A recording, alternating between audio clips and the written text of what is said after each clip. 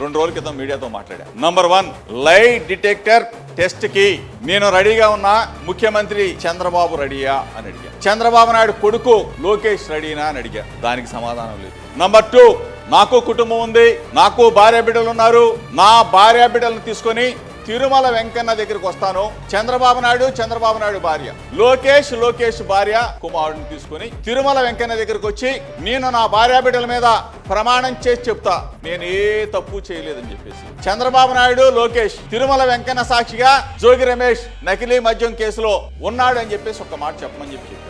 Number 3 ఒకవేళ నేను అంత దూరం రాలేను, తిరుమల దాకా రావాలంటే నేను ముఖ్యమంత్రిని కదా అని చెప్పి అనుకోవచ్చు. మన అమ్మ బెజవాడ కనకదుర్గమ్మ దగ్గరికి రమ్మని చెప్పి అడిగా. నేను నా భార్య బిడ్డతో వస్తా, అక్కడికి వచ్చి నేను ప్రమాణం చేస్తాను నేనే తప్పు చేయలేదు. చంద్రబాబు నాయుడు కుటుంబాన్ని లోకేష్ కుటుంబాన్ని అక్కడికి రమ్మనండి, జోగి రమేష్ తప్పు చేశాడని చెప్పి లేదు.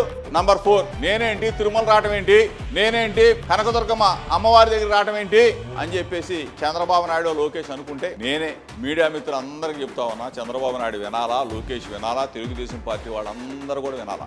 నేనే చంద్రబాబు నాయుడు నా భార్య పిల్లలు నేనే తప్పు చేయలేదని చెప్తాను. చంద్రబాబు నాయుడు ఏం చేయొద్దు, భగవద్గీత పెట్టి జోగి రమేష్ నకిలీ మద్యం కేసులో పాత్రదని ఒక మాట, ఏ శిక్షకైనా జోగి రమేష్ సిద్ధంగా ఉన్నాడు అని చెప్పేసి ఆ రోజు చెప్పా, ఈ రోజు చెప్తా ఉన్నా. దానికి ఇంతవరకు 2 రోజులు అయింది, సమాధానం లేదు.